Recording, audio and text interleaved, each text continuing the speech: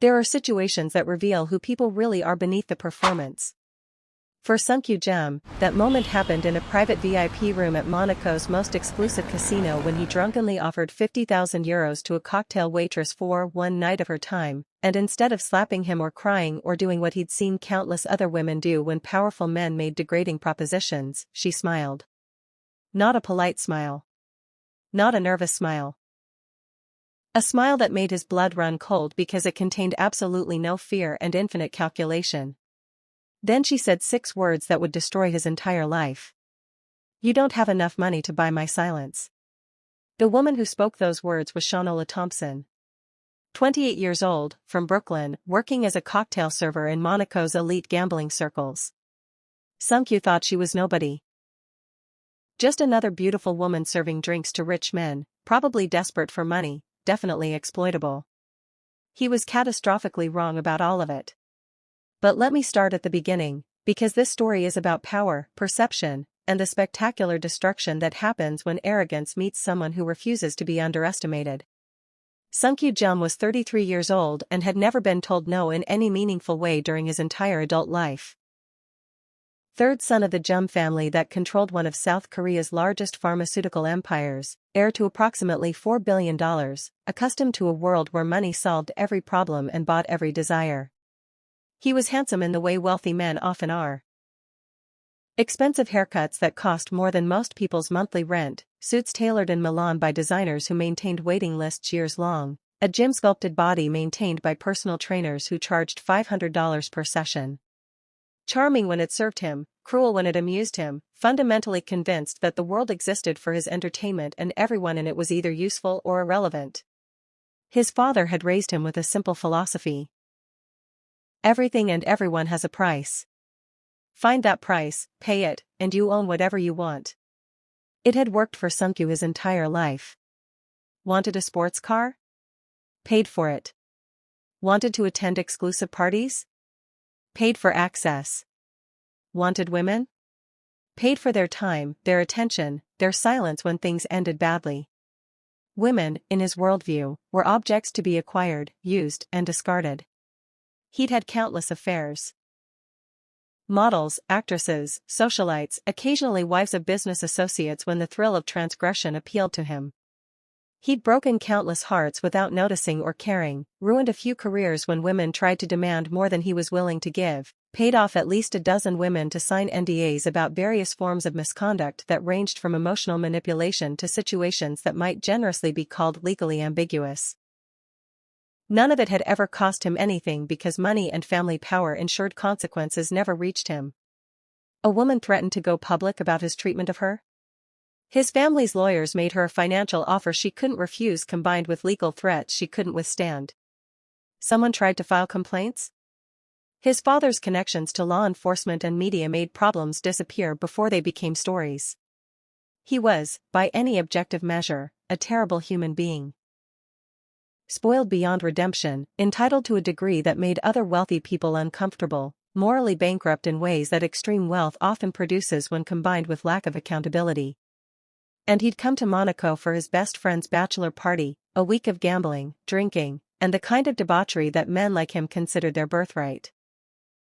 7 days of excess that would cost more than most families earned in a year, all of it charged to credit cards with no spending limits. None of it subject to any accounting or consequences. Then there was Shanola Thompson. She was working the VIP rooms at the Casino de Monte Carlo because cocktail serving in Monaco's elite gambling scene paid extraordinarily well for someone with her particular skills.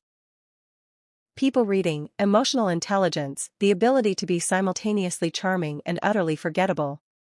She needed the money, and Monaco's ultra-wealthy gamblers provided it through massive tips left by drunk millionaires who barely noticed what they were spending, who tipped 1,000 euros for bringing champagne as casually as normal people tipped $5.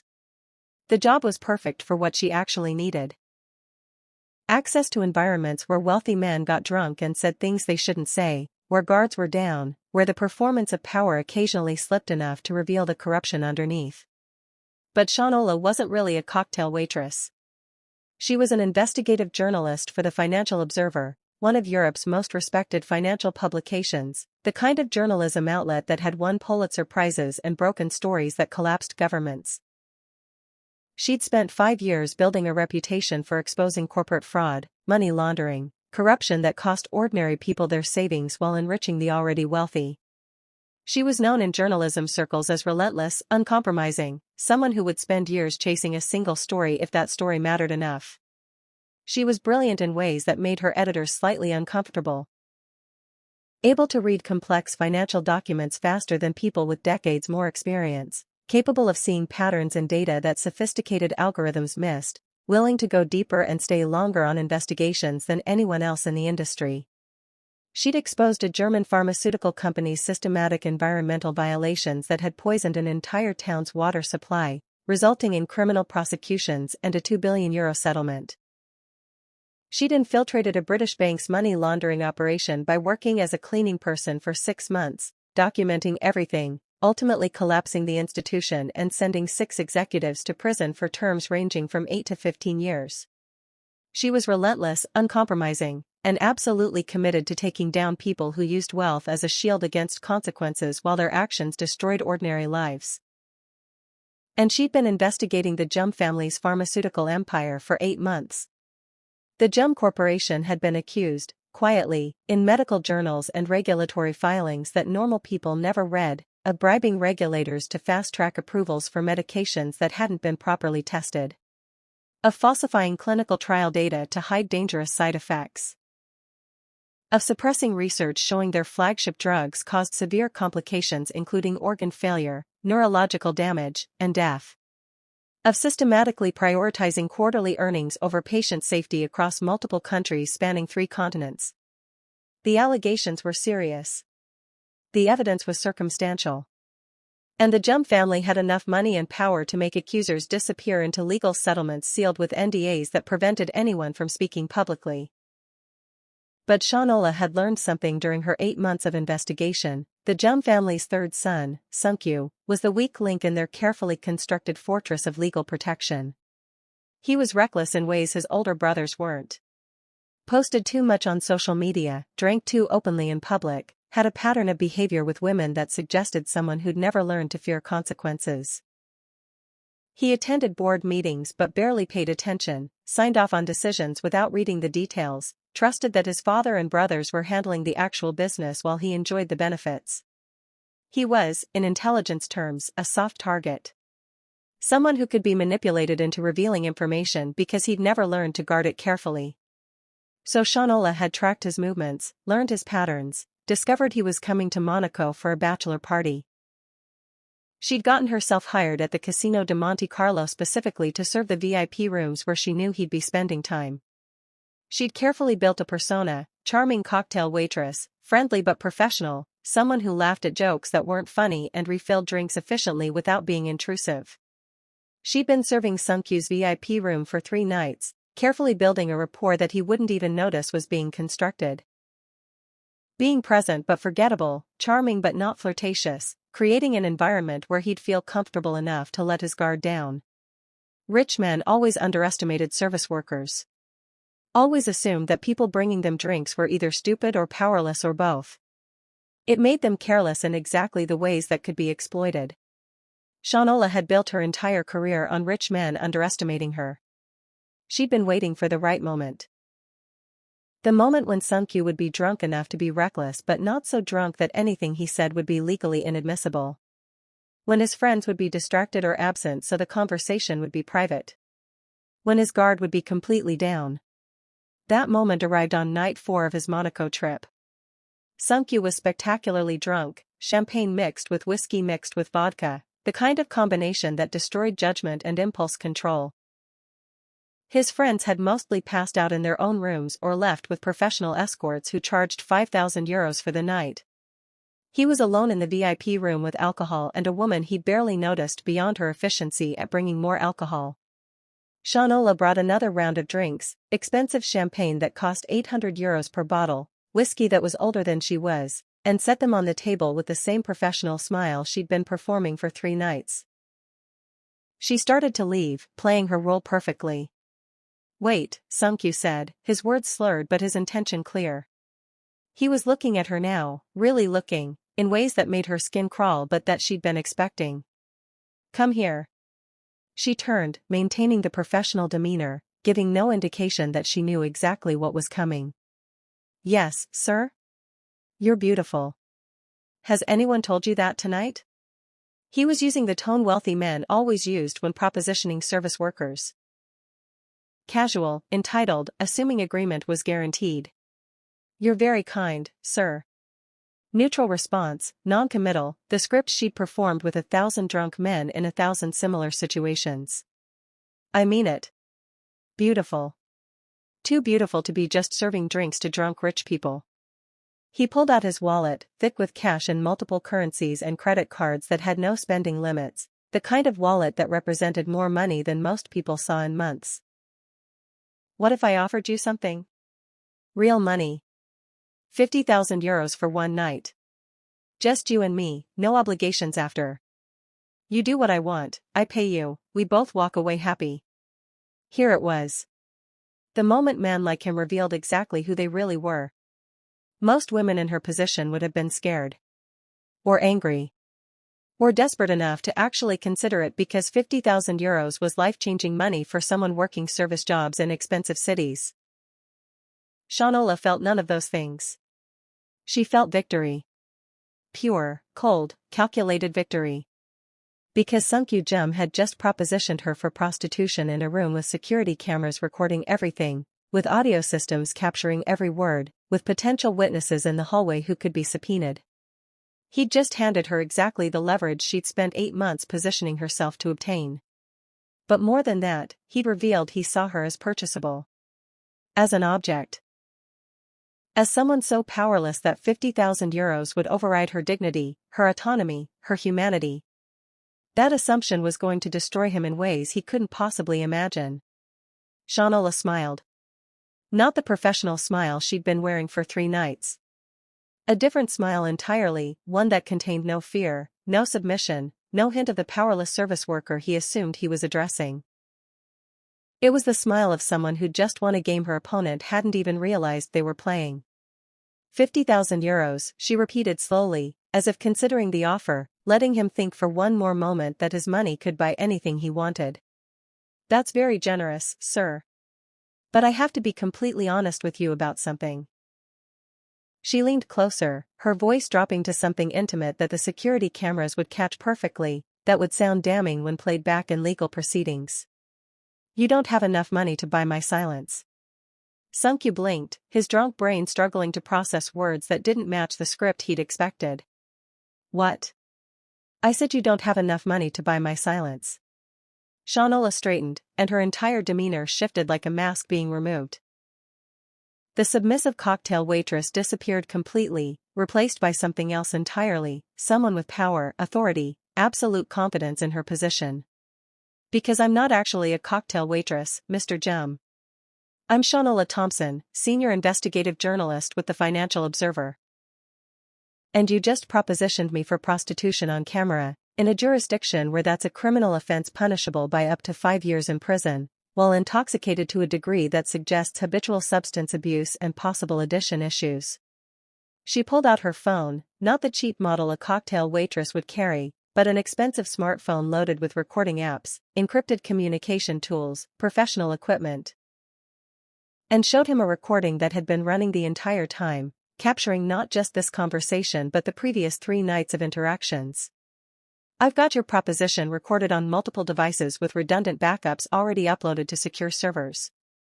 I have witness statements from other casino staff about your behavior over the past 4 days, including 2 other servers you propositioned less explicitly. I have security camera footage from 3 different angles showing this entire interaction. I have bank records obtained through legal discovery showing you've paid off at least 6 women in the past 2 years to sign NDAs about various forms of sexual misconduct ranging from harassment to situations that lawyers would call potential assault depending on interpretation. Sunkyu felt sobriety slamming into him like a physical impact, adrenaline cutting through the alcohol haze as his brain finally started processing what was actually happening. You set me up. This is entrapment. This is journalism. I created an opportunity and you chose to reveal exactly who you are without any coercion from me. That's not entrapment, that's just you being predictable. Shanola's voice was calm, professional, utterly devoid of the deference she'd been performing for 3 nights. And while your prostitution solicitation is interesting from a character perspective, it's not actually what I'm here for. She pulled out a folder, hidden somewhere in her cocktail waitress uniform, probably in the service bag she'd been carrying, containing documents that Sunkyu recognized with growing horror. I've been investigating your family's pharmaceutical empire for 8 months, Mr. Jem. I have evidence of systematic fraud, clinical trial data falsification, regulatory bribery across 5 countries, suppression of safety research showing your medications cause severe complications including organ failure and death. I have testimony from former employees, leaked documents from whistleblowers, forensic accounting showing money trails from your company to regulators who approved drugs they knew were dangerous.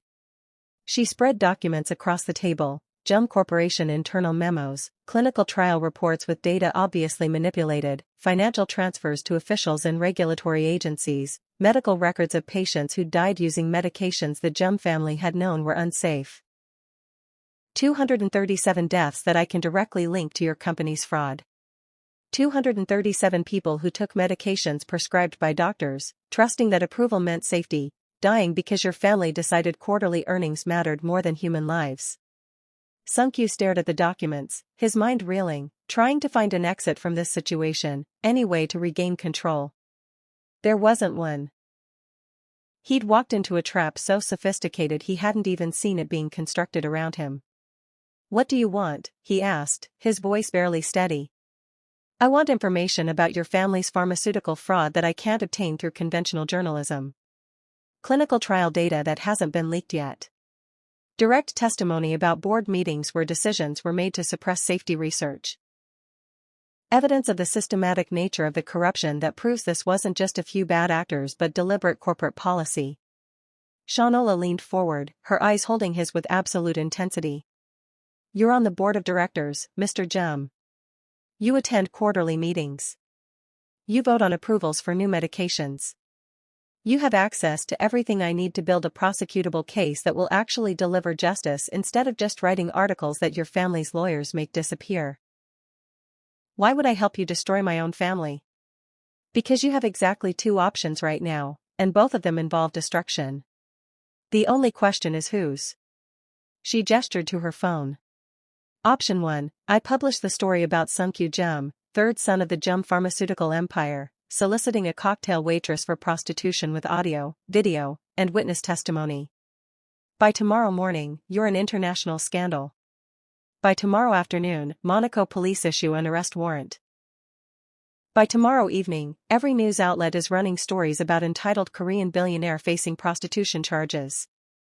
Your reputation gets destroyed, your family gets embarrassed on a global scale, and you get prosecuted in Monaco for solicitation, which carries up to 5 years in prison and ensures you'll never be allowed into most European countries again. She paused, letting that sink in. That's option 1. Immediate personal destruction, maximum embarrassment for your family, criminal record, social exile from every elite circle you've ever moved through. And I get nothing except a satisfying but ultimately minor story about another rich man behaving badly. What's option 2? Option 2, you cooperate fully with my investigation. You provide access to documents, testimony about board meetings, introduction to potential whistleblowers within the company. You help me build the strongest possible case exposing your family's pharmaceutical fraud. In exchange, I keep your Monaco prostitution solicitation completely private, never published, never mentioned, the evidence stays sealed. You get to be remembered as the courageous whistleblower who chose ethics over family loyalty, the insider who had the moral courage to expose corporate fraud even though it cost him his inheritance. Shanola sat back. Option 1 makes you a cautionary tale about entitled rich men who think money can buy people. Option 2 makes you someone who actually did something meaningful with your privileged access. Both options destroy your comfortable life. But only one of them gives you a chance at redemption. And if I refuse both? If I call my lawyers right now? Then I publish everything. The prostitution solicitation and the preliminary evidence I have about pharmaceutical fraud. You get prosecuted, your family gets investigated, and you face both personal criminal charges and potential corporate conspiracy charges without the cooperation credit that would reduce your sentence. She smiled. Your lawyers will tell you the same thing I'm telling you, you have no leverage here. I have all of it. The only question is whether you're smart enough to take the option that lets you survive this with some dignity intact. Sung-kyu felt trapped in a way he'd never experienced in his entire privileged life.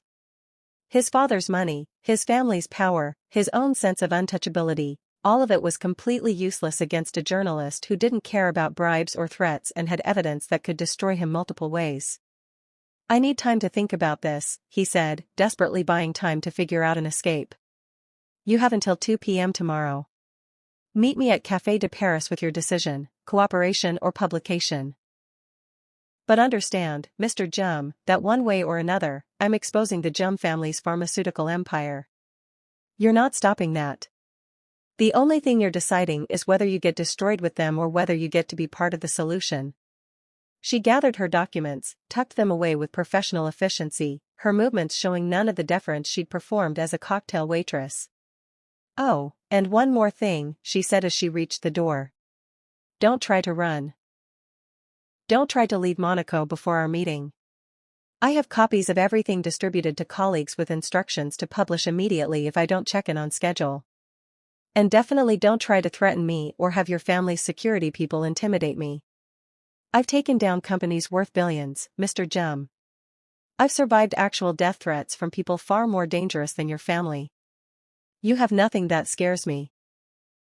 She paused at the door, looked back at him with something that might have been pity. Get sober. Read the evidence I left for you. Think about the 237 people who died trusting that your family's medications were safe. Then decide who you actually want to be, another entitled rich man who got away with everything, or someone who finally did the right thing even though it cost him everything. Then she was gone, leaving Sung-kyu alone with expensive alcohol, damning documents, and the horrifying realization that his entire comfortable existence had just been detonated by a woman he tried to purchase like an object. In the hallway outside the VIP room, Shanola allowed herself exactly 30 seconds of satisfaction. She'd been chasing this story for 8 months, hitting dead end after dead end, watching the Jum family's lawyers and money make evidence disappear. And in one drunken moment of entitled arrogance, Sung-kyu Jum had given her the leverage she needed to crack open the entire conspiracy. Now came the hard part, converting that leverage into actual evidence, building a case strong enough to survive the Jum family's legal attacks, exposing corruption that had killed hundreds of people, and bringing down a pharmaceutical empire that had operated with impunity for decades. But she'd done harder things. She'd infiltrated organizations, survived threats, spent years chasing stories that mattered because ordinary people deserved justice and powerful people deserved accountability. This was what she did. This was who she was. And Sung-kyu Jum was about to learn that some people absolutely could not be bought, intimidated, or silenced, no matter how much money his family had. Subscribe to see what happens when a spoiled billionaire realizes the woman he tried to buy is actually the journalist about to destroy his family's empire. Comment below where you're watching from, and tell me, would you confront someone who disrespected you, or would you walk away? This story is just beginning. Sung-kyu spent the worst night of his life in his Monaco hotel suite, drinking coffee to force sobriety, reading and rereading the documents Shanola had left, and slowly confronting realities he'd spent years avoiding. The clinical trial reports were damning. His family's flagship diabetes medication, the drug that generated 30% of their annual revenue, had shown a 12% incidence of kidney failure in test subjects. Not minor kidney damage. Complete renal failure requiring dialysis or transplant. In some cases leading to death. The Jum Corporation had suppressed that data. Had bribed 3 different regulatory officials in 2 countries to overlook the warning signs.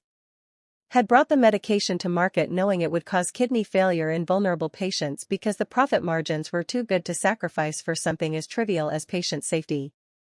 Sung-kyu remembered the board meeting where that drug had been approved. He'd been hungover, barely paying attention, signed the approval documents without reading them because his father expected family members to support corporate decisions without question. He'd literally signed his name to approvals that killed people. The weight of that realization was crushing in ways his privileged life had never prepared him for. He pulled up more documents. A blood pressure medication that caused strokes in 3% of users. Also suppressed, also approved through bribery. A pain management drug that caused liver failure. An antidepressant that increased suicide risk in teenagers. Document after document showing the same pattern, clinical trials revealing dangerous side effects, data suppression, regulatory bribery, drugs brought to market knowing they'd harm people, all justified by quarterly earnings reports that showed increased profits. And at the bottom of the pile, a list of names. 237 people who died using Jum Corporation medications in the past 3 years alone. Names, ages, brief medical histories. Real people with families, lives, futures that had been stolen because Sunkyu's family had decided profit mattered more than human safety. Sarah Mitchell, 34, mother of 2. Died of kidney failure 18 months after starting diabetes medication. Michael Chong, 67, retired teacher. Stroke caused by blood pressure medication that clinical trials had shown increased stroke risk. Jennifer Rodriguez, 19, college student.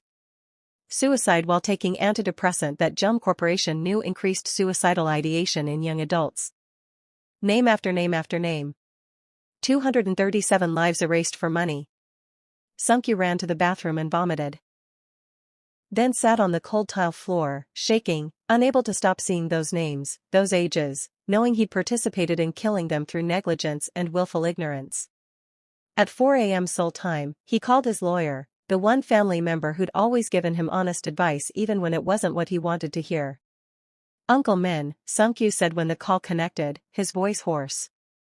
I need legal advice. Personal, not corporate. It's 4 in the morning, Sunkyu. What's wrong? Everything. I'm in Monaco. A journalist has evidence that could destroy me personally and the family corporately. I need to know my options. He explained the situation, leaving out the prostitution solicitation because he couldn't bear to voice that shame, focusing on the pharmaceutical fraud evidence. Uncle Min was quiet for a long time after Sunkyu finished. How solid is her evidence? He asked finally. Ironclad. Documents I recognize from board meetings, clinical trial data that matches what I remember seeing, financial transfers I probably signed off on without reading the details.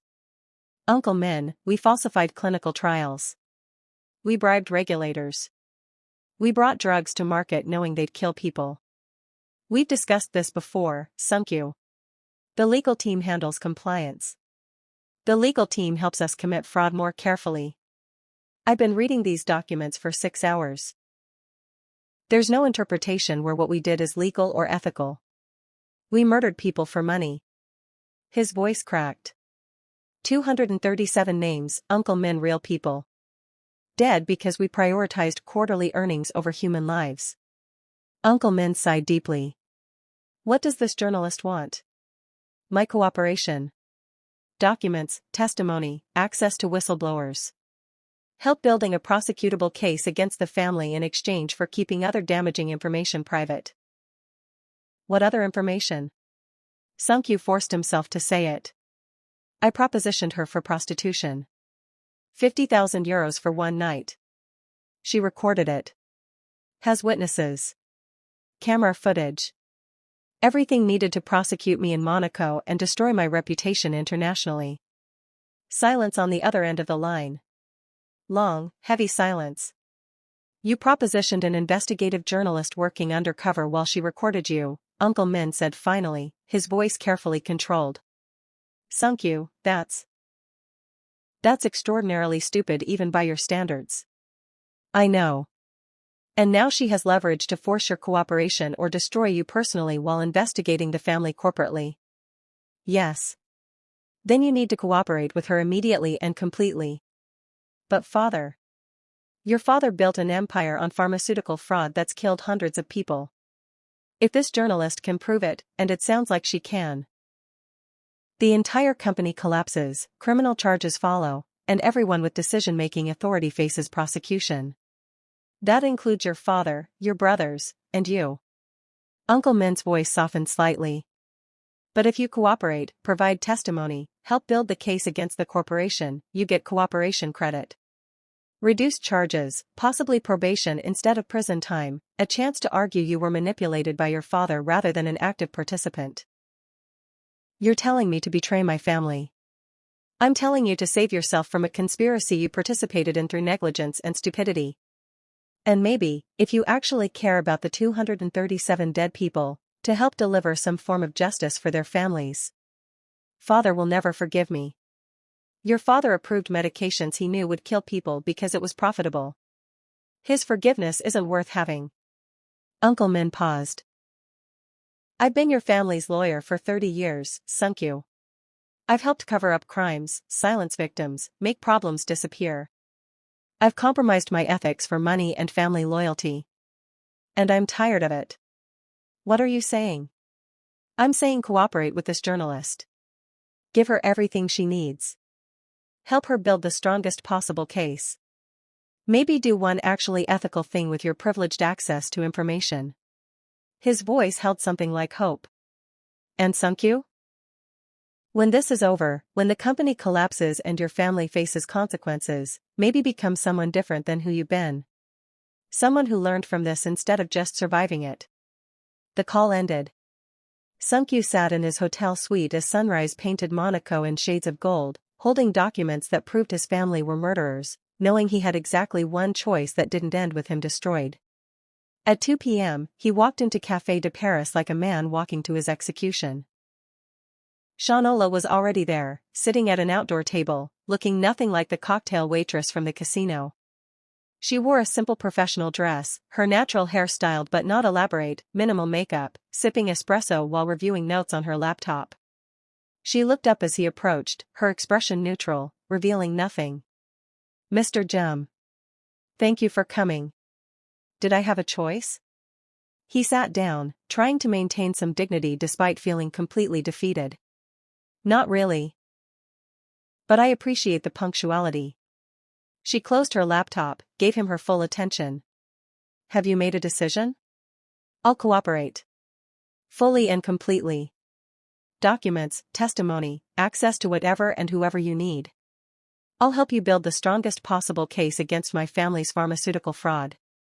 Shanola studied him carefully. Why? You barely know these people your family killed. You've spent your entire life benefiting from the money their deaths generated. Why suddenly develop ethics now? Because I spent last night reading about 237 real people who died trusting medications my family knew were dangerous. Because I realized I've been complicit through willful ignorance and negligence. Because my lawyer, the one person in my life who's never lied to me, told me that cooperation was the only ethical choice. Sunkyu met her eyes. And because you were right. I can be a cautionary tale about entitled rich men, or I can try to do something meaningful with my access to information. The first option is who I've been. Maybe the second option is who I could become. Something shifted in Shanola's expression, not forgiveness, but perhaps recognition that he was being genuine. Cooperation means complete transparency, she said. Everything you know, everything you participated in, every board meeting where fraud was discussed. You don't get to protect yourself or minimize your involvement. You tell the truth even when it's damning to you personally. I understand. And it means testifying. Not just providing documents, but actually standing up in court or regulatory hearings and stating under oath what your family did. Facing your father, your brothers, everyone who'll call you a traitor. Can you actually do that? Sunkyu thought about the names he'd read last night. Sarah Mitchell. Michael Chong. Jennifer Rodriguez. 237 people who'd never get the chance to testify about what had been done to them. Yes, he said. I can do that. Shanola pulled out a document, a cooperation agreement drafted by lawyers, outlining terms, protections, expectations. This formalizes our arrangement. You provide full cooperation, documents, testimony, access to witnesses and evidence. In exchange, I keep your Monaco prostitution solicitation private, never published, sealed evidence. And I work with prosecutors to recommend minimal sentencing based on your cooperation and testimony. She slid the document across the table. But understand something, Mr. Jem. This doesn't make us friends. This doesn't mean I respect you or forgive what you've done. This is a transactional relationship where you're trading cooperation for reduced consequences. Nothing more. I understand. Do you? Because wealthy men often think that doing one good thing erases all the harm they've caused. That cooperation means redemption. But you participated in fraud that killed hundreds of people. You propositioned me thinking money could buy my dignity. You've spent 33 years being a terrible person. Helping me now doesn't change that history, it just means you're finally doing the bare minimum of human decency. Her words cut because they were absolutely true. I know I don't deserve forgiveness, Sunkyu said quietly. I know cooperation doesn't erase harm. But I'm asking for a chance to be less terrible going forward. To actually help instead of just passively participating in killing people. That's all I'm asking for, a chance to become someone slightly less awful. Shanola was quiet for a moment, evaluating his sincerity. Sign the agreement, she said finally. Then we start with board meeting minutes from the past 2 years. I need every discussion of clinical trials, regulatory approvals, safety concerns, financial decisions. Everything. Sunkyu signed without reading the full document. What did terms and conditions matter when he'd already decided to completely cooperate? When do we start? He asked. Now. Today. I have a hotel suite set up as a workspace. We're going through every board meeting you attended, every document you signed, every conversation you remember about pharmaceutical approvals. This is your life for the next however long it takes to build an airtight case. I have my friends' bachelor party events. Cancel them. Your party days are over. Shanola stood, gathering her materials. From now on, your full-time job is helping me destroy your family's empire. Everything else is secondary. She paused, looked at him with something that might have been pity. And Sunkyu? This is going to be brutal.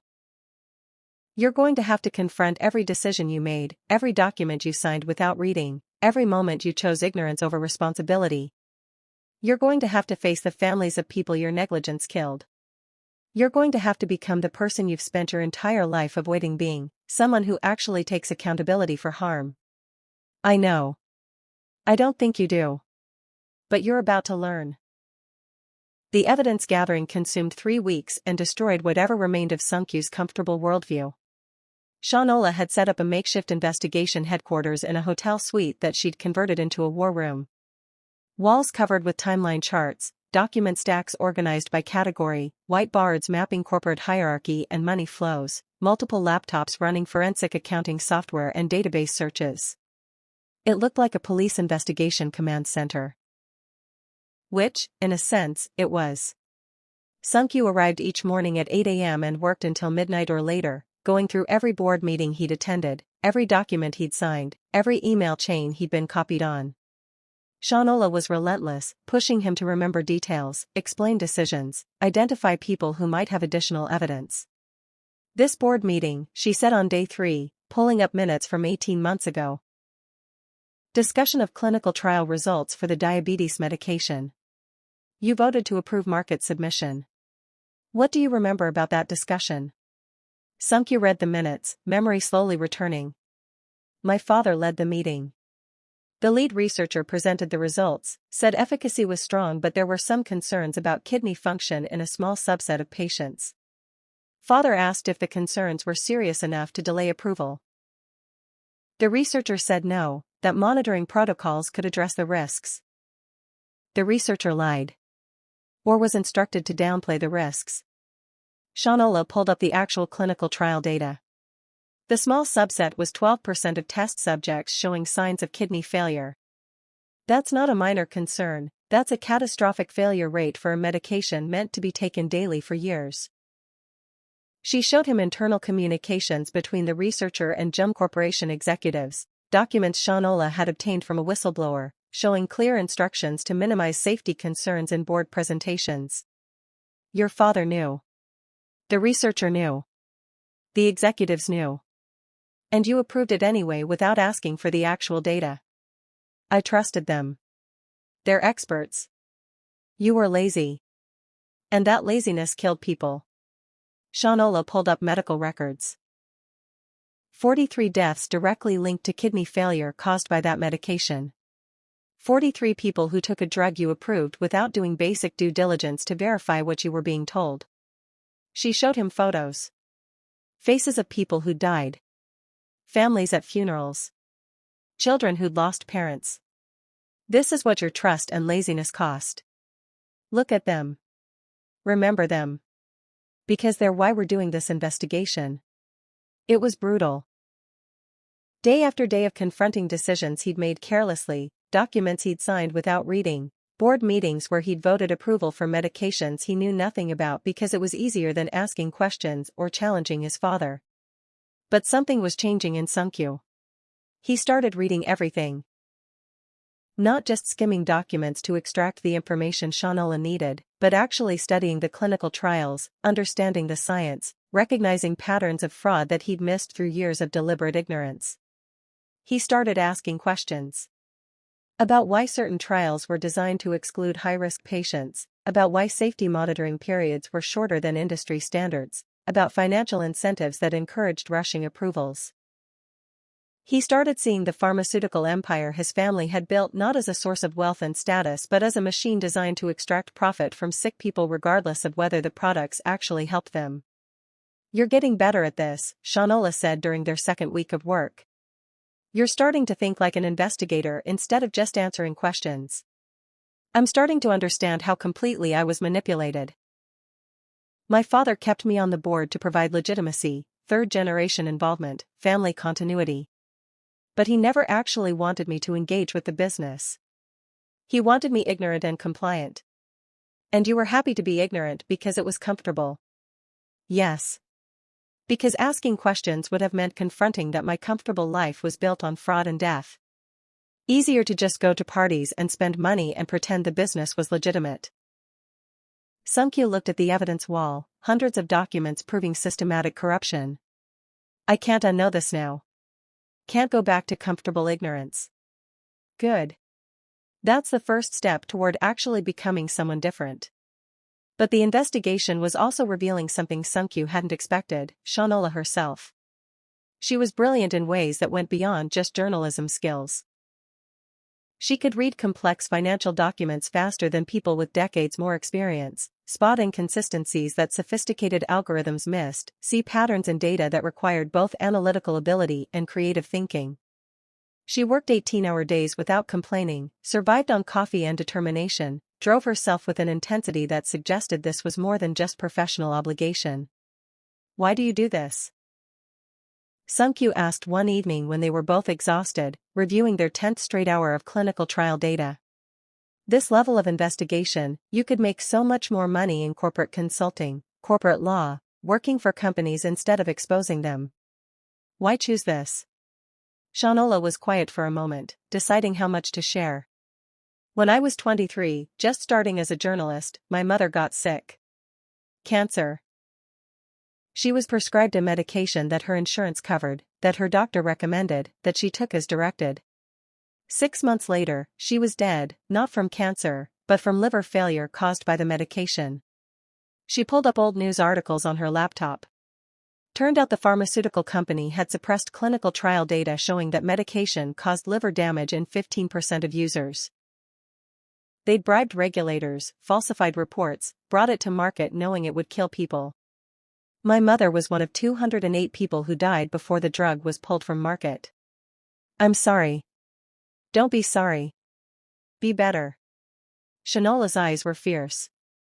"That's when I decided to become an investigative journalist specializing in pharmaceutical fraud. Because my mother trusted that approval meant safety. She trusted that companies wouldn't sell medications they knew were dangerous. She died because that trust was misplaced." She gestured to the evidence wall. "Every investigation I do, every company I expose, every corrupt executive I help prosecute, that's for my mother and for everyone else who died trusting that pharmaceutical companies cared more about patient safety than quarterly earnings. This is personal for you. Everything I do is personal. I don't chase these stories for awards or bylines or career advancement." I chase them because people like your family killed my mother and they need to face consequences. Because victims deserve justice and powerful people deserve accountability. Sung-kyu felt the weight of her motivation. She wasn't just an ambitious journalist building a career. She was someone who'd lost her mother to exactly the kind of fraud his family had committed, who'd dedicated her entire professional life to making sure other families didn't suffer the same loss. And he was helping her build a case that would destroy the people responsible for the exact kind of corporate murder that had killed her mother. It should have felt terrible. Should have felt like betrayal. Instead, it felt like the first meaningful thing he'd ever done. "I'll help you," he said. "Not just because of the cooperation agreement or because you have leverage. But because you're right. My family does need to face consequences. The people they killed deserve justice. And I need to actually do something that matters instead of just passively benefiting from murder." Shanola looked at him carefully, evaluating his sincerity. "Thank you," she said finally. "Now let's get back to work.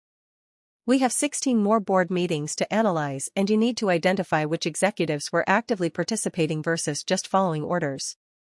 They worked through the night. And somewhere in those long hours of reviewing evidence and documenting fraud, Sung-kyu started seeing Shanola differently. Not as the journalist who'd trapped him or the person threatening his family, but as someone fighting for justice with an intensity and dedication that his privileged life had never required of him.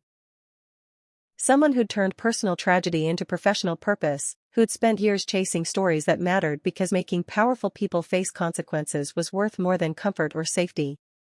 She was remarkable. Brilliant. Completely uncompromising in her ethics. And he was falling for her in ways that were completely inappropriate and absolutely undeniable. But he kept that realization to himself. Because Shanola had made it clear this was a transactional relationship, that cooperation didn't mean friendship or respect, that helping her didn't erase his history of being a terrible person. So he focused on the work. On building the case. On becoming someone who might eventually deserve the kind of respect she'd earned through years of fighting for justice instead of just inheriting wealth and status. Week 3 brought the breakthrough that transformed the investigation from strong to irrefutable. Shanola had been trying to access JUM Corporation's internal server, the secure system where executives communicated, where sensitive documents were stored, where the actual evidence of conspiracy would be preserved. But accessing that server required credentials she didn't have and couldn't obtain through conventional means. "I need your login," she told Sung-kyu during their morning work session. "Your executive account should have access to board communications, archived documents, email chains that will show systematic conspiracy rather than just isolated decisions. If I give you my login, the company's IT security will log the access. They'll know someone's searching sensitive files. Can you access it without triggering alerts?" "Maybe. If I use my VPN and access during normal business hours when my activity would look routine." Sung-kyu considered the implications. "But this is the point of no return. Once I access those files for you, I've crossed from passive cooperation to active betrayal of the company. There's no walking back from this. You crossed that line when you signed the cooperation agreement. This is just making it effective." She was right. Sung-kyu logged into the JUM Corporation server using his executive credentials, trying to appear casual despite knowing he was committing corporate espionage against his own family. The system opened. Thousands of files organized by department, project, date. Email archives going back years. Search for anything related to clinical trial results, regulatory approval, safety monitoring, Shanola instructed. "Focus on communications between your father and the chief medical officer, that's where conspiracy will be most explicit." Sung-kyu searched. And what he found was worse than anything they'd documented so far. Email chains where his father explicitly ordered the chief medical officer to minimize safety concerns in board presentations. Communications discussing exactly how much to bribe specific regulators. Spreadsheets calculating acceptable death rates versus profit margins, literally putting dollar values on how many customer deaths were acceptable losses. There were communications about Sung-kyu himself. His father telling executives to keep the third son uninformed about actual business practices, to give him board position for legitimacy but no real power or information. His father had deliberately kept him ignorant. Had used him as a prop to suggest family involvement while ensuring he never actually understood the fraud he was participating in. Your father knew you were lazy and incurious, Shanola said, reading over his shoulder. He weaponized that. Kept you on the board for appearances while making sure you never asked questions that would force him to lie to you directly. He manipulated me. He used you. There's a difference. But her voice was gentler now. You're still responsible for signing approvals without reading them, for being willfully ignorant. But your father definitely exploited your weaknesses to maintain plausible deniability. They downloaded everything. Thousands of documents proving systematic conspiracy. Communications showing that the fraud wasn't occasional bad decisions but deliberate corporate policy. Evidence that would destroy any defense the Jum family could mount. This is it, Shanola said, reviewing the files. This is everything we need to prove criminal conspiracy, regulatory fraud, negligent homicide. Your father's going to prison for decades. Your brothers too if they participated actively. The company will be dissolved, assets liquidated to pay victim settlements. She looked at Sunkyu. Your family's empire is over. And you're the one who ended it. The weight of that realization was crushing. Sunkyu had spent 3 weeks building this case, documenting his family's fraud, providing evidence that would destroy everything his grandfather had built. And now, holding thousands of files that proved conspiracy to commit murder for profit, he had to decide if he could actually follow through. I need to call my father, he said. Why? Because I need to tell him what I'm doing before he finds out from prosecutors. I owe him that much. You don't owe him anything. He used you, manipulated you, built his empire on fraud that killed hundreds. He's still my father. And I'm still his son, even if I'm betraying everything he built. Sunkyu met her eyes. I need to do this face to face. Need to tell him why I'm cooperating, why I think this is the right choice. He deserves to hear it from me. Shanola considered this. If you tell him before we publish, he'll have time to destroy evidence, flee the country, make things harder to prosecute. He won't. He's too arrogant to believe his own son could actually damage him. But I need to confront him. To look him in the eye and tell him I'm choosing justice over family loyalty. This is a terrible idea. Probably. But I'm doing it anyway. Sunkyu flew to Seoul 2 days later, leaving Shanola in Monaco with the evidence, and requested a meeting with his father at the family estate. His father agreed immediately, probably assuming Sunkyu wanted money or approval for some expensive purchase. They met in the study where Sunkyu's father conducted business, surrounded by expensive art and the trappings of wealth built on fraud. Why are you back from Monaco? His father asked without preamble. Your friend's bachelor party isn't over. I left early. I need to talk to you about the company. About board decisions. About clinical trials and regulatory approvals. His father's expression shifted slightly, the first hint of wariness. What about them? I know what we've been doing. The fraud, the bribery, the falsified trial data. I've seen the evidence. The real clinical trial results showing dangerous side effects, the communications about bribing regulators, the spreadsheets calculating acceptable death rates. Sunkyu pulled out a folder containing printouts of the most damning documents. I know that our diabetes medication causes kidney failure in 12% of users. That our blood pressure medication increases stroke risk. That the antidepressant we market to teenagers increases suicide rates. I know we've suppressed safety data, bribed officials across 5 countries, brought medications to market knowing they'd kill people. His father's face went cold. How did you access those documents? I used my executive login. Downloaded everything from the secure server. Gave it all to an investigative journalist who's been building a case against us for months. The silence in the study was absolute. You did what? I cooperated with a journalist investigating pharmaceutical fraud. I provided evidence, testimony, access to internal documents.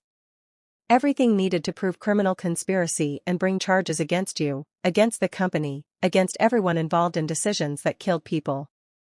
His father stood, rage barely controlled. You betrayed your own family. Your own blood. For what? A journalist? Some abstract concept of justice? For 237 people who died in the past 3 years alone using our medications.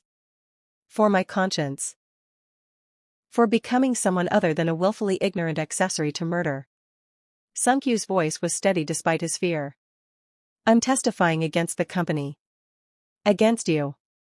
I'm helping prosecutors build the strongest possible case to ensure everyone responsible faces consequences. I'll disown you. Cut you off completely. You'll have nothing. I already have nothing that matters. Just money built on blood. I'm giving that up to do something meaningful for the first time in my life. His father's expression was pure hatred now. You're weak. Just like your mother said you'd be. Too soft, too emotional, incapable of making hard decisions. If making hard decisions means murdering people for profit, then yes, I'm too soft for that. And I'm grateful for it. Sunkyu stood to leave. The story publishes in 3 days. Prosecutors will file charges immediately. I suggest you get a lawyer. A good one. Because you're going to prison for a very long time. You'll regret this. I already regret 33 years of being someone terrible. This is the first thing I'm doing that I won't regret. He left his father's study, left the family estate, got in a car that would take him back to the airport. His phone rang constantly, his brothers demanding explanations, family friends asking what was happening, his father's lawyers threatening legal action. Sunkyu ignored all of it. He'd made his choice. Crossed the line from passive cooperation to active confrontation. And surprisingly, despite the fear and guilt and knowledge that he'd just destroyed his family, he felt something like peace. He was doing the right thing. Finally, undeniably, doing something that mattered more than his comfort or his wealth or his family loyalty. He texted Shanola, told my father. He knows what's coming. Heading back to Monaco now. Her response came within seconds, that was stupid and reckless. But also probably necessary for you psychologically. Get back safe. We publish in 72 hours. The article that would destroy his family's empire was almost ready. And Sunkyu Jum, for the first time in his privileged life, was ready to face actual consequences for his actions. Shanola's exposé on Jum Corporation published at 6 a.m. on a Thursday morning and detonated across international news cycles like a tactical nuclear weapon. Pharmaceutical empire built on fraud and death. Inside the Jum Corporation's systematic murder for profit. The article was devastating. 65,000 words of meticulously documented evidence spanning 2 decades of corporate fraud. Clinical trials falsified to hide dangerous side effects affecting thousands. Regulators bribed across 5 countries with payments totaling over $40 million. Safety research systematically suppressed when it threatened profit margins. Executives knowingly approving medications that would kill vulnerable patients because quarterly earnings mattered more than human lives. And at the center of the exposé, detailed testimony from Sunkyu Jum, insider whistleblower, providing documentation of board meetings where death rates were calculated as acceptable losses, communications showing conspiracy at the highest levels, evidence that transformed suspicion into prosecutable fact. The article included victim stories. Names, faces, families who'd lost loved ones to medications they'd trusted. 237 people in just the past 3 years. Estimated thousands over the past 2 decades of systematic fraud. It was comprehensive, damning, and absolutely irrefutable. The reaction was immediate and catastrophic for the Jum family. Within 2 hours of publication, Jum Corporation's stock price had collapsed by 67%. Trading was halted. Investors were panicking. Within 4 hours, regulatory agencies in South Korea, the United States, the European Union, Japan, and China announced formal investigations. Within 6 hours, criminal prosecutors in multiple jurisdictions issued arrest warrants for Sunkyu's father, his 2 brothers, and 14 senior executives. Within 12 hours, the company that had been worth $8 billion was in bankruptcy proceedings with preliminary asset freezes to preserve funds for victim compensation. Within 24 hours, Sung-Kyu's father was arrested at the family estate. His brothers were arrested at their respective homes. Executives were being picked up by law enforcement across 3 continents. The Jum pharmaceutical empire, built over 3 generations, collapsed in a single day. Sung-Kyu watched it all happen from his Monaco hotel room, monitoring news coverage, reading reactions, processing the reality that he'd destroyed his own family. His phone rang constantly. Death threats from family members and associates who blamed him for the collapse. Hate messages on social media calling him a traitor. Former friends blocking his numbers, deleting him from their lives. But there were other messages too. Patient advocacy groups thanking him for having the courage to expose fraud that had killed their loved ones.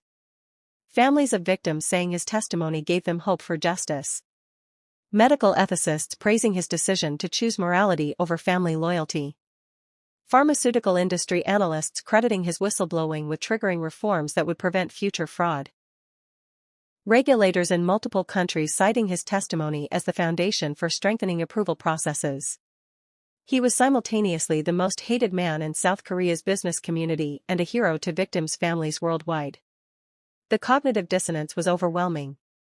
Shanola came to his hotel room that evening, found him staring at news coverage, looking shell-shocked. "How are you holding up?" she asked.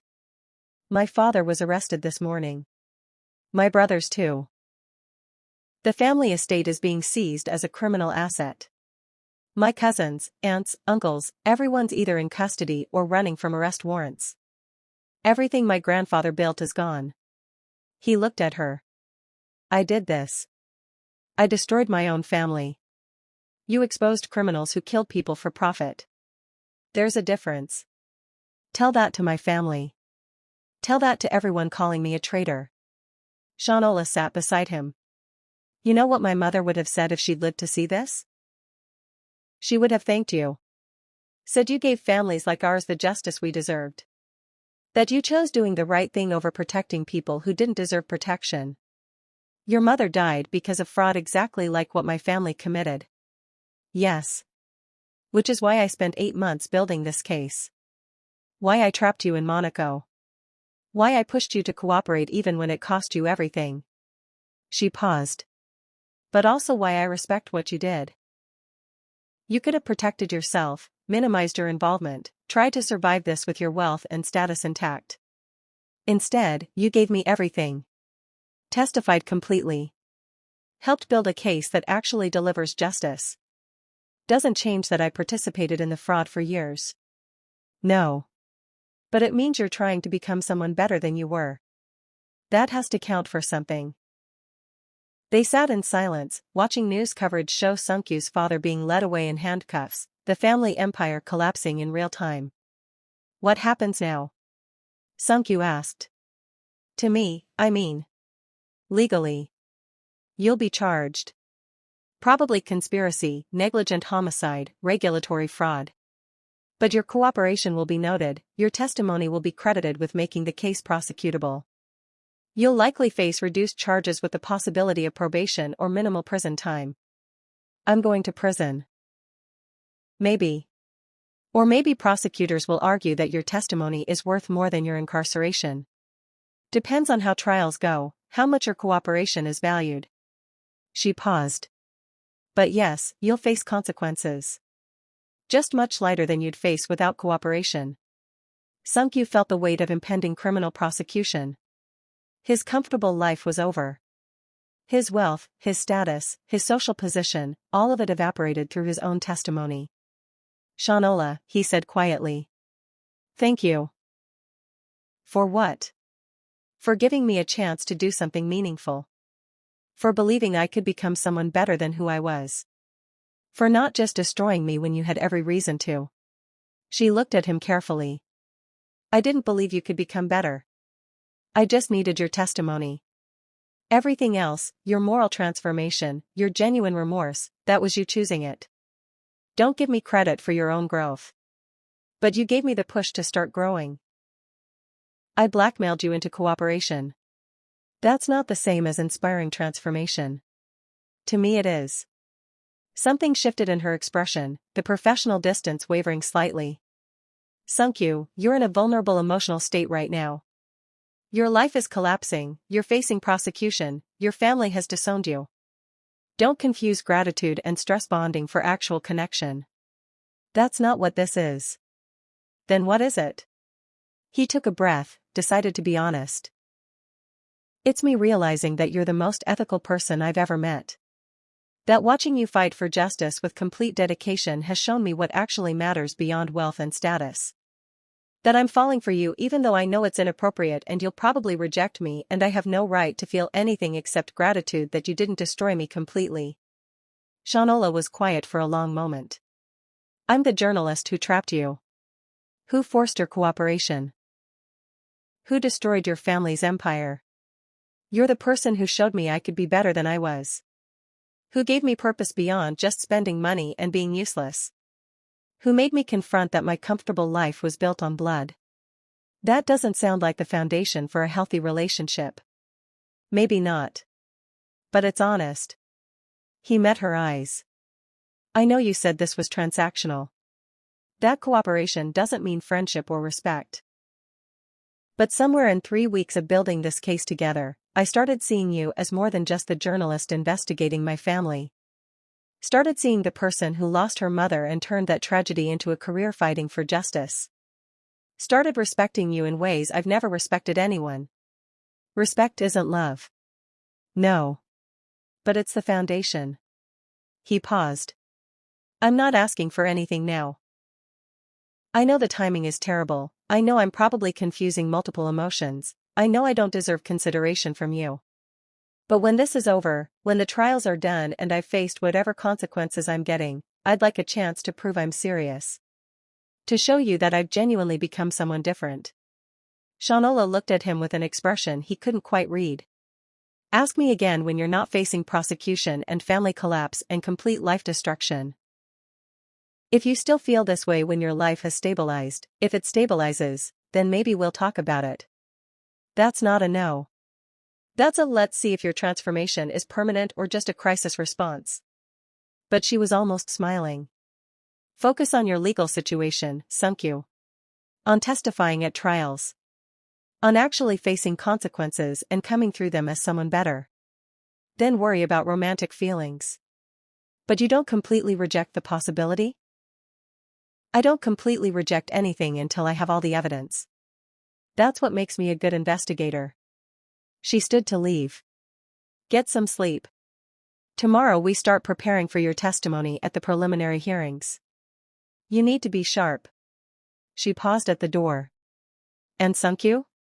What you did, cooperating fully, testifying against your family, choosing justice over loyalty, that actually matters.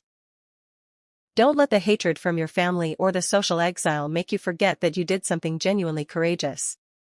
Then she was gone, leaving Sunkyu alone with news coverage of his family's collapse and the strange realization that despite destroying everything he'd ever known, he felt something like hope. The trials were exactly as brutal as everyone predicted. Sunkyu testified for 11 days across multiple jurisdictions. Detailed every board meeting, every decision to suppress safety data, every moment where executives chose profit over patient lives. He faced aggressive cross-examination from his family's lawyers who tried to destroy his credibility, paint him as a disgruntled insider seeking revenge or attention. But the evidence was too strong. The documents too clear. The pattern of fraud too systematic to explain away. His father's trial was the most difficult.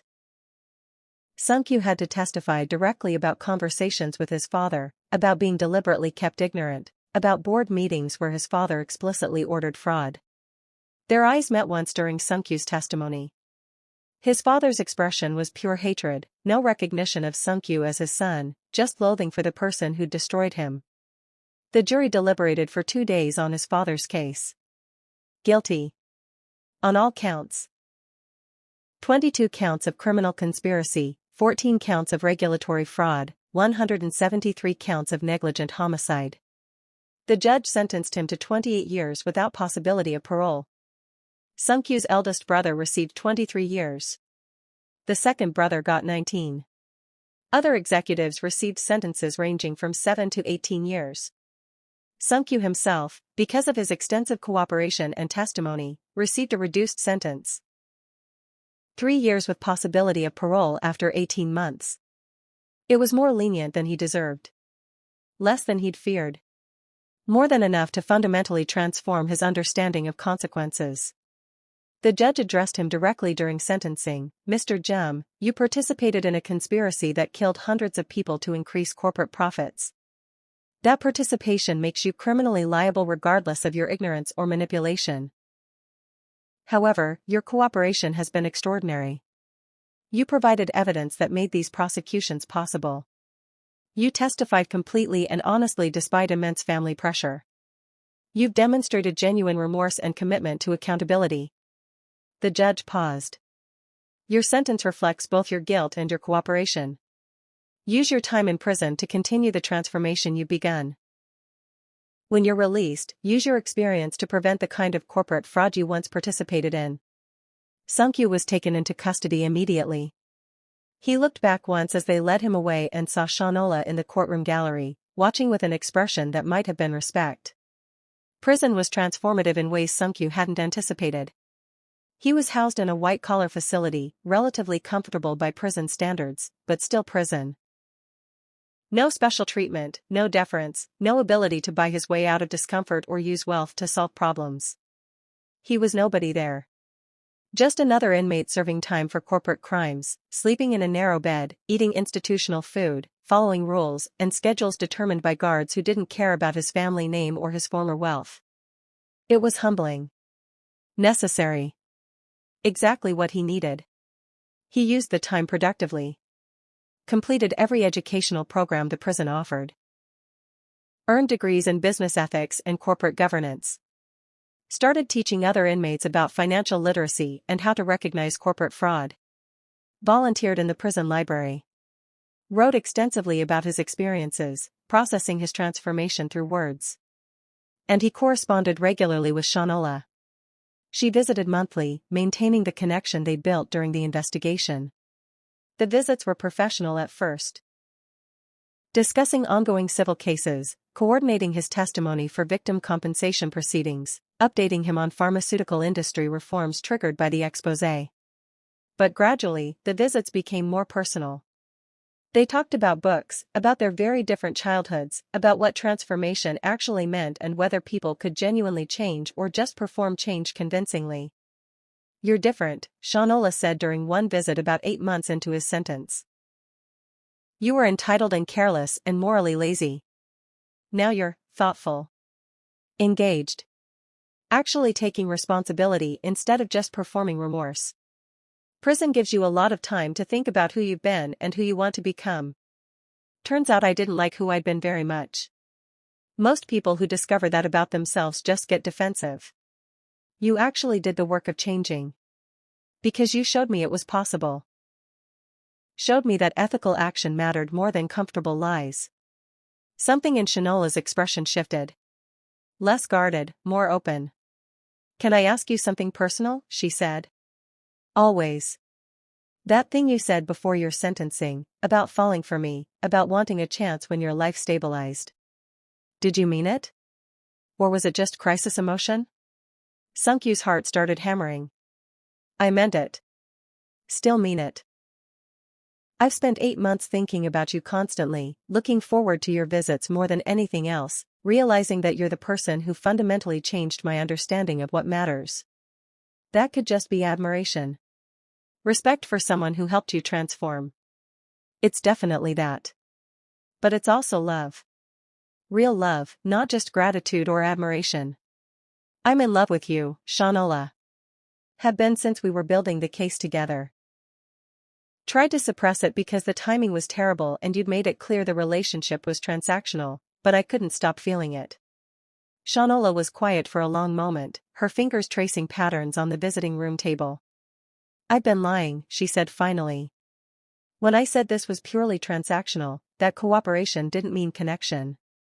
I was lying to protect myself from getting emotionally involved with someone I was investigating." She looked up, met his eyes directly. But I fell for you too. Watched you transform from entitled playboy to someone genuinely committed to ethics. Saw you choose justice over family despite it costing you everything. Watched you face prosecution and prison with dignity. And I started seeing you not as a source or a story but as someone I genuinely cared about. You're saying? I'm saying when you get out, I want to try. Actually try a relationship beyond just professional connection. See if what we built during the investigation can survive normal life. She smiled. But I have conditions. Name them. You finish your sentence without incident. You continue the transformation, no backsliding into entitled behavior because you're released and life gets easier. You use your experience to actually help people, speak about corporate ethics, work on pharmaceutical reform, turn your story into something that prevents future fraud. Done. All of it. Anything else? Yeah. When we date, it's equal. You don't get to use remaining wealth to overwhelm me with expensive gifts or try to buy my affection. We build something based on actual connection, not financial power. I don't have any wealth anymore. The family assets were seized, my inheritance was redistributed to victim compensation funds. I'll be released with nothing except prison wages and whatever I can earn going forward. Good. Then we start on equal footing. Sunkyu felt something crack open in his chest, hope, joy, the possibility of building something meaningful with the person who'd changed his entire life. I love you, he said. And I'll spend however long it takes proving I'm worthy of you. You don't have to prove you're worthy. You have to prove the transformation is permanent. That's different. I'll prove both. Shanola reached across the table, took his hand. The first time they'd touched with genuine affection rather than professional necessity. I'll be waiting when you get out, she said. Don't make me wait too long. Sunkyu was released after 20 months with parole for exceptional behavior and contributions to prison educational programs. He emerged with no wealth, no social position, no connections to the elite world he'd once inhabited. Just the skills he'd developed in prison. Teaching, writing, understanding corporate systems and how to reform them, and a commitment to using his experience to prevent others from making the mistakes he'd made. He got a job at a non-profit organization working on pharmaceutical regulation reform and corporate ethics. Made $42,000 a year, lived in a modest apartment in a working-class neighborhood, took public transportation, and loved every second of the purposeful work. And he called Shanola the day after his release. Dinner? He asked, nervous despite their months of correspondence and her explicit statement that she wanted to try a relationship. Yes. Saturday. 7 p.m. You pick the place, somewhere nice but not expensive, because expensive still makes me uncomfortable and we're building this on equal footing. I genuinely can't afford expensive anymore. Non-profit salary plus parole restrictions on my financial activities. Perfect. Then we'll definitely have an appropriate dinner. They met at a small Vietnamese restaurant in her current city of Brussels, where Shanola was based for her work exposing agricultural fraud. Nothing fancy, just excellent food and the kind of intimate atmosphere where conversation could flow naturally. Sunkyu looked different, older in good ways, less polished, more genuine. He wore simple clothes, no designer labels, moved with the humility of someone who'd learned that status was performative rather than inherent. Shanola looked exactly as he remembered, beautiful, sharp, dressed professionally but not flashy, radiating the kind of competence that came from years of fighting for justice. You look good, she said as he sat down. Prison clearly agreed with you in weird ways. Enforced self-reflection and lack of access to expensive distractions. Very effective personal growth program. But he smiled. You look beautiful. You always do. They ordered food, pho and summer rolls and Vietnamese coffee. And talked about everything. His work with the nonprofit, her latest investigation into pesticide fraud, the strange aftermath of the trials that had destroyed his family but created industry reforms that would save countless lives. Do you regret it? Shanola asked. Cooperating with me, testifying against your family, spending 20 months in prison? Every single day. And also never. Sunkyu was honest. I regret that I participated in fraud that killed people. I regret being someone who needed blackmail and imprisonment to develop ethics. I regret 33 years of being terrible. But I don't regret the cooperation or testimony or prison time because those were the things that actually made me become someone different. That's a very mature answer. I had 20 months of enforced reflection. Maturity was sort of inevitable. After dinner, they walked along Brussels' cobblestone streets, the city's medieval architecture lit beautifully against the night sky. I really meant what I said in prison, Sunkyu said as they walked. I'm in love with you. Not just grateful for the transformation you triggered, not just admiring your ethics, but actually in love with who you are. With your dedication to justice, your unwillingness to compromise, the way you turned personal tragedy into professional purpose. I'm in love with you too, Shanola said simply. With who you become, with your commitment to actually changing instead of just performing change, with the way you use your experience to help others avoid the mistakes you made. She stopped walking, turned to face him directly. But I need you to understand something. I'm not easy to be with. My work takes me all over the world chasing stories. I work 70-hour weeks when I'm investigating something. I have trust issues from being lied to by powerful people for years. And I will never, ever compromise my journalistic integrity, even if it means investigating organizations you work with or positions you support. I wouldn't want you to compromise. Your integrity is part of why I love you. And you need to understand that I'm not going to be the supportive partner who prioritizes your comfort over truth. If you backslide into entitled behavior, I'll call you on it. If you try to use our relationship to influence my work, I'll end things immediately.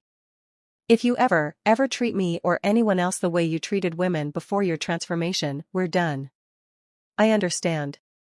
And I accept all of those terms. I want you exactly as you are. Uncompromising, dedicated, completely honest even when it's uncomfortable. Shanola kissed him then, their first real kiss, not in a visiting room under guard supervision but as free people choosing each other. It felt right. Complicated and unlikely and completely right. They dated long distance for 18 months. It wasn't easy. Shanola's investigations took her across Europe and occasionally to Asia. Sunkyu's nonprofit work demanded constant travel for speaking engagements and reform advocacy. They saw each other maybe once a month, communicated mostly through video calls and messages. But they made it work because they shared values that mattered: commitment to justice, belief that powerful people needed accountability, understanding that transformation required constant honest confrontation with your own failures. 2 years after Sunkyu's release, he proposed. Not with an expensive ring or grand gesture, he couldn't afford expensive and Shanola would have hated grand. Just the two of them in her Brussels apartment after a long day of work, both exhausted and comfortable in ways that suggested partnership beyond romance. Marry me, he said simply. Not because I'm trying to own you or control you or change you. But because you're the person who saw me at my worst and believed I could become better. Because I love you and I want to spend my life proving that transformation is permanent and meaningful.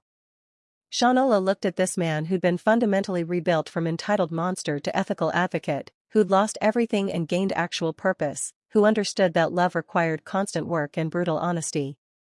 Yes, she said. But we're keeping completely separate finances and I maintain absolute editorial independence and you never try to influence my investigations even if they target organizations you support. Completely agreed. Anything else? Yeah. No expensive wedding. Something small, meaningful, focused on commitment instead of performance. And definitely no family drama since both our families are complicated. My family disowned me and most of them are in prison. Yours didn't understand your career choices. So yeah, complicated is an understatement. But he smiled. Small wedding sounds perfect. Just us and the people whose respect we've actually earned. They married 6 months later in a ceremony attended by whistleblowers Shanola had worked with, victims' families from the Jum Corporation case, fellow journalists, nonprofit workers, and prison education volunteers. The community they'd built through destruction of one corrupt empire and creation of something better. Sunkyu's family wasn't there. Most were in prison, the rest had disowned him and never would forgive him. But that was okay. Because he'd built a new family, one based on shared values instead of blood, on ethics instead of wealth, on genuine connection instead of obligatory ties. 3 years later, Sungkyu published a book about his experience, From Privilege to Purpose. How Facing Consequences Saved My Life. It became required reading in business ethics courses, was cited in pharmaceutical reform legislation, and generated speaking requests from universities and corporations worldwide. He used all the proceeds to fund scholarships for victims of pharmaceutical fraud and their families. Shanola continued her investigative journalism, exposing corporate fraud, making powerful people face consequences, building cases that delivered justice for ordinary people harmed by wealthy individuals who thought rules didn't apply to them. And together, they proved that the most important transformations begin with complete destruction of who you were, followed by the choice to build something better from the ruins. Sungkyu had tried to buy Shanola for one night. She'd responded by destroying his comfortable lies and then helping him become someone worth respecting. It was the best transaction of his life. Sometimes the most important transformations begin with brutal confrontation. Not gentle encouragement, not comfortable growth, but absolute destruction of everything you were, followed by the choice to become someone fundamentally different. Sungkyu Jum thought money could buy anything, including a woman's dignity. Shanola Thompson proved he was wrong, then forced him to confront that his comfortable existence was built on fraud that had killed hundreds of people. She could have just destroyed him. Published the scandal, walked away, let him face consequences without offering any path to redemption. Instead, she gave him a choice: become a cautionary tale about entitled men who never faced accountability, or become someone who fought for justice despite it costing everything. He chose justice. Lost his wealth, his family, his social position, his freedom. And gained actual meaning, ethical purpose, genuine love from someone who'd seen his worst self and believed he could transform. They proved that redemption requires losing everything comfortable to gain something meaningful. That love can grow from confrontation when both people commit to brutal honesty over comfortable performance. That transformation is always possible for those willing to do the uncomfortable work of becoming better. If you love this story, hit that like button and subscribe for more stories about unlikely transformations and the power of refusing to accept people's worst selves as their permanent reality. Comment below, would you give someone who disrespected you a chance at redemption?